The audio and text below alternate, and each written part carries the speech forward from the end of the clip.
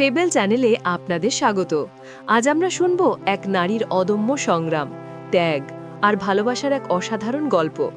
এমন এক গল্প যা আপনার হৃদয় ছুঁয়ে যাবে। চলুন ডুব দিই অঞ্জলির জীবনে, যেখানে দুঃখের মাঝেও জ্বলে উঠেছিল আশার প্রদীপ। আমি অঞ্জলি, 22 বছরের এক তরুণী। দারিদ্র্য আমার নিত্য সঙ্গী হলেও প্রকৃতি আমাকে দিয়েছিল রূপের আশীর্বাদ। বাবা মা দুজনেই খেটে খাওয়া মানুষ। তাদের সামান্য উপার্জনেই চলতো আমাদের 3 বোনের সংসার।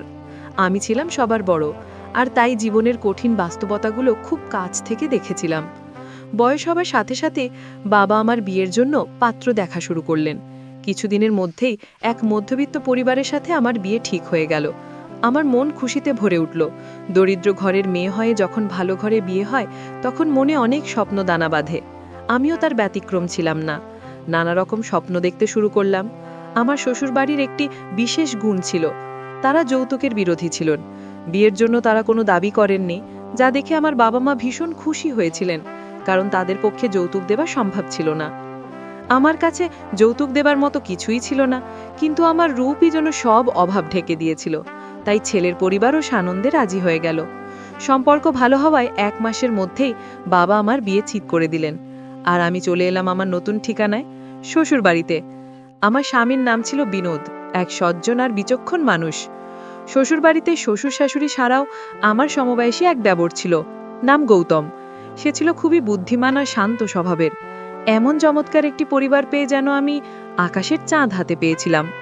গৌতম তখন পড়াশোনা করছিল, আর আমার স্বামী অফিসে কাজ করত। আমার স্বামী অফিসে ভালো বেতনে চাকরি করত, যার ফলে সংসার সচ্ছলভাবে চলত। দেখতে দেখতে আমাদের বিয়ের 1 মাস পূর্ণ হলো। এই 1 মাসের মধ্যে আমি আমার শ্বশুর শাশুড়ির মন জয় করে নিয়েছিলাম। তাদের প্রতি আমার যত্ন দেখে স্বামী বিনোদ প্রায়ই বলতো, অঞ্জলি, তুমি সত্যিই খুব বুদ্ধিমতী। ঠিক যেমনটা আমি ভেবেছিলাম তুমি ঠিক তেমনই। তুমি আমার বাবা মায়ের এত খেয়াল রাখো, তারাও খুব খুশি থাকে, সবসময় তোমার প্রশংসা করে। তার কথা শুনে আমার মন ভরে উঠত। সে বলতো, শুধু এভাবেই আমাদের পরিবারটাকে সামলে রেখো। আমি বলতাম, তুমি কেন চিন্তা করছো? আমি আমার দিক থেকে কোনো ত্রুটি রাখবো না, তুমি শুধু তোমার কাজে মনোযোগ দাও। আমার দেবর গৌতমও ছিল উদার মনের মানুষ, যদিও একটু রসিক স্বভাবের। তার মন ছিল খুবই সরল। ঘরে যেন সবসময় আনন্দের ঢেউ খেলতো। প্রতিদিন মনে হতো কোনো উৎসব চলছে। সবাই আমার খুব যত্ন নিত। কিন্তু কে জানতো এই আনন্দ ছিল ক্ষণিকের।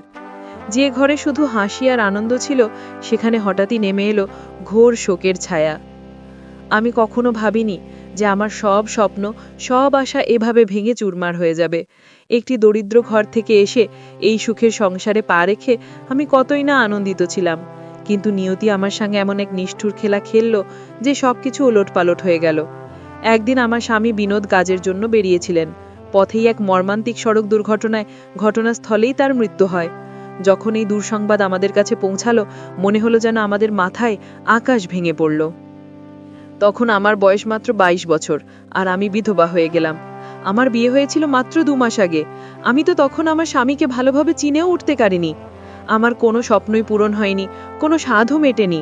তবুও ভাগ্য আমার সঙ্গে এমন নিষ্ঠুর খেলা খেলল যে আমার জীবনের অর্থই বদলে গেল। সেই মুহূর্তে আমি যেন এক গভীর খাদে তলিয়ে গিয়েছিলাম, যেখান থেকে বেরোনো অসম্ভব ছিল।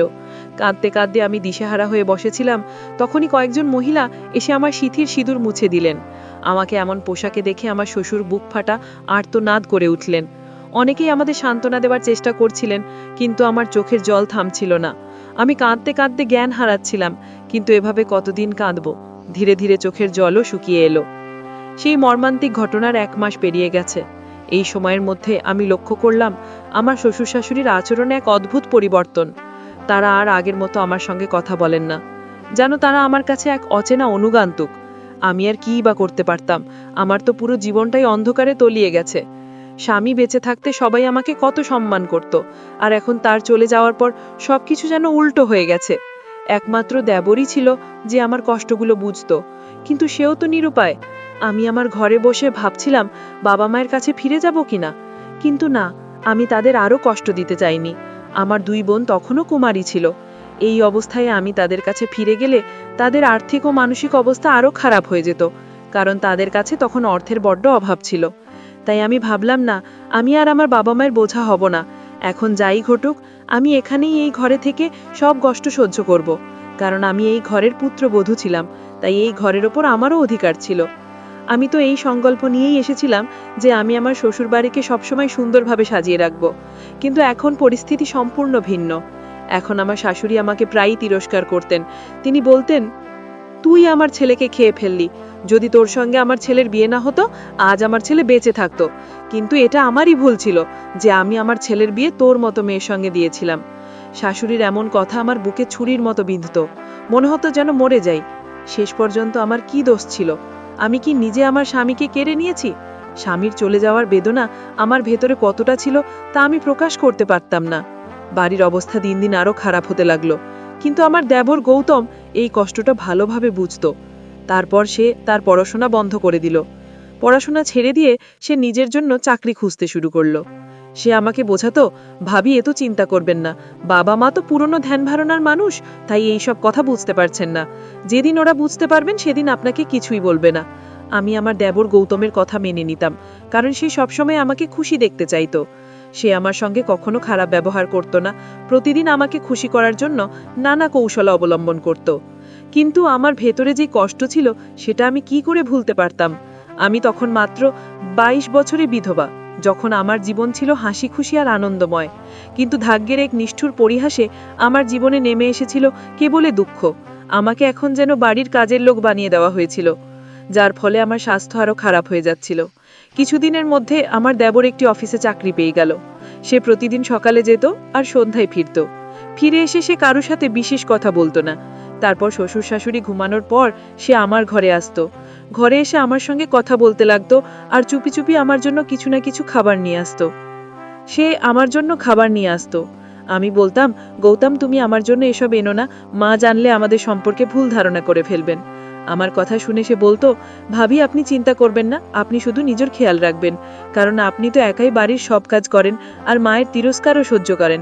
তবুও আপনি কখনো তাদের কোনো জবাব দেন না। যদি এই বাড়িতে কেউ অন্য কেউ থাকতো তো এতক্ষণে কত ঝগড়া হয়ে যেত কে জানে।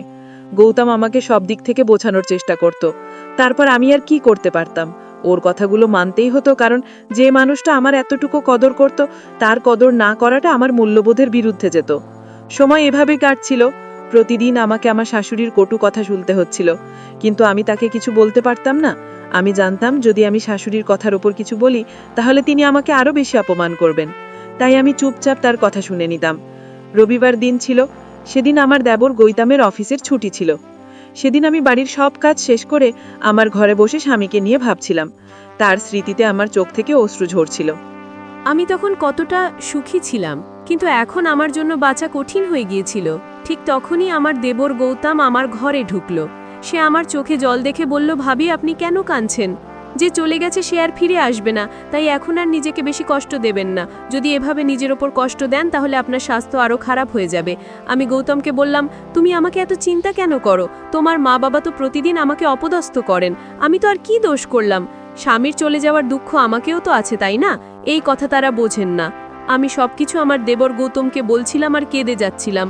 তখন সে আমার চোখ থেকে চোখের জল মুছতে লাগলো আর বলল, ভাবি আপনি তো বুদ্ধিমতী, আপনি বুঝতে পারেন ধীরে ধীরে সব ঠিক হয়ে যাবে। আমি সবসময় আপনার সাথে আছি, চিন্তা করবেন না। গৌতমের মুখ থেকে এসব কথা শুনে আমি আবার কেঁদে ফেললাম। বাড়িতে একমাত্র সে ছিল যে আমাকে বুঝতে পারত আর আমার খেয়ালও রাখত। সে আমাকে নিজের বুকে জড়িয়ে ধরল আর আমার সঙ্গে কাঁদতে লাগলো। যখন আমি তার চোখে জল দেখলাম তখন আমি তৎক্ষণাৎ দূরে সরে গিয়ে তাকে চুপ করানোর চেষ্টা করলাম। কিছুক্ষণ পর আমরা দুজনে চুপ হয়ে বসে ধীরে ধীরে কথা বলতে লাগলাম। তখনই আমার শাশুড়ি সেখানে এসে পৌঁছালেন আর আমাকে গৌতমের সঙ্গে এমনভাবে দেখে তিনি উল্টোপাল্টা কথা বলতে শুরু করলেন। বললেন, আমার এক ছেলেকে তো তুই খেয়ে ফেলেছিস, এখন আমার আরেক ছেলেকেও খাবি? আজ থেকে আমার ছেলেদের থেকে দূরে থাকবি, না হলে আমার থেকে খারাপ আর কেউ হবে না। শাশুড়ির কথায় যেন আমার উপর বজ্রপাত নামলো। আমি কেঁদে কেঁদে ভেঙে পড়লাম। গৌতম তার মাকে বোঝানোর চেষ্টা করছিল, কিন্তু তিনি তার কোনো কথাই শুনতে চাইলেন না। তিনি শুধু আমাকেই দোষারোপ করে যাচ্ছিলেন। এরই মধ্যে আমার স্বামীর মৃত্যু 6 মাস কেটে গেছে। গত 6 মাস ধরে গৌতম আমার অনেক যত্ন নিয়েছে, আর এই সময় আমাদের মধ্যে সম্পর্ক বেশ ঘনিষ্ঠ হয়েছে। আমি ভাবতে শুরু করেছিলাম যে গৌতম হয়তো আমাকে ভালোবাসতে শুরু করেছে, কারণ এত যত্ন আর কেউ নিতে পারে না। একদিন আমাদের বাড়িতে একজন লোক এলো। সে আমার শাশুড়ি শ্বশুরের সাথে কিছু কথা বলল, তারপর একটা টাকার প্যাকেট শাশুড়ির হাতে দিয়ে চলে গেল। আমি সবকিছু আমার ঘর থেকে দেখছিলাম। এটা দেখে আমি খুব অবাক হয়েছিলাম যে এই অচেনা লোক কেন আমার শাশুড়িকে এত টাকা দিল। এখন আমি এই কথা আমার দেবরকেও বলতে পারছি না, কারণ যেদিন শাশুড়ি আমার সাথে দুর্ব্যবহার করেছিলেন তখন থেকেই আমি দেবর থেকে দূরত্ব বজায় রেখেছিলাম। কিন্তু গৌতম সবসময় আমার খোঁজ খবর নিত, আমার পরিস্থিতি বুঝতে চাইতো, তারপর না চাইলেও তার সাথে কথা বলতে হতো। আজ সন্ধ্যায় যখন গৌতম বাড়ি এলো তখন শাশুড়ি বাড়িতে ছিলেন না। তখন আমি তাকে সেই টাকা আর সেই অচেনা লোকের সব কথা বললাম। সে আমার কথায় বিশ্বাস করছিল না।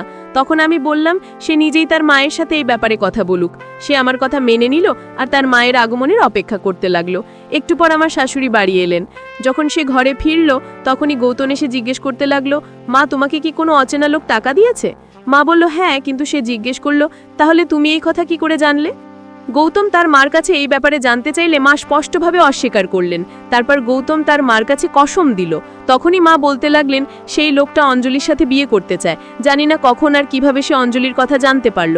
একদিন সে তাকে দেখতে এসেছিল, তারপর থেকে সে বিয়ে করার জন্য চাপ দিচ্ছে। আমি তাকে মানা করেছি, কিন্তু সে টাকা দেওয়ার কথাও বলছিল। আমি ভাবলাম সে এখন আর আমাদের কোনো কাজে আসবে না। আমার বড় ছেলেটা তো 10 নম্বরই নিয়েছে, আর এখন সে তোমার উপরও দোষ চাপাচ্ছে। যদি সে এই ঘরে থাকে তাহলে তোমার সাথেও এমনই করবে। এই কারণে আমরা তাকে এই ঘর থেকে বিদায় দিতে চাই। শাশুড়ির মুখ থেকে এই কথা শুনে আমার মনে হলো যেন মাটিও ফেটে যায় আর আমি তার মধ্যে ঢুকে যাই। আমার বাঁচার ইচ্ছা পুরোপুরি শেষ হয়ে গেছে। আমার শ্বশুর শাশুড়ি এত নিচে নামতে পারেন এটা আমি ভাবতেও পারিনি। আমার দেবর গৌতম এই কথা শুনে তার মা বাবাকে বকতে শুরু করলো। সে বলল, ভাবি, আপনি আমাদের পরিবারের সম্মান, আপনি নিজেরই ঘরের সম্মান বিক্রি করতে যাচ্ছেন। আপনাকে একটু বুঝদার হওয়া উচিত ছিল। যদি আপনার বদলে ভাবি থাকতেন আর আপনার শাশুড়ি আপনার সাথে এইভাবে আচরণ করতেন তাহলে আপনি কি করতেন? ভাইয়ের চলে যাওয়ার পর থেকে আমি দেখছি যে আপনারা ভাবির সাথে অনেক খারাপ ব্যবহার করছেন। তবুও ভাবি সবকিছু চুপচাপ সহ্য করছে, কারণ সে আপনাদের শ্বশুর শাশুড়ির মতো নয়, নিজের বাবা মা মনে করে। একটু ভাবুন, এমন সংস্কার সম্পন্ন পুত্রবধূ আপনারা কোথায় পাবেন? ও তো এক ধরনের ভাগ্যের খেলা ছিল যে ভাই এখন আর এই পৃথিবীতে নেই, এতে ভাবির কোনো দোষ নেই। আপনারা কি ভাবেন ভাইয়ের চলে যাওয়ায় ভাবির মন ঠিক নেই? ভাবি প্রতিটা মুহূর্তে ভাইয়ের কথা ভাবতে ভাবতে কাঁদে, যন্ত্রণা পায়, যা আপনাদের বোঝা সম্ভব নয়।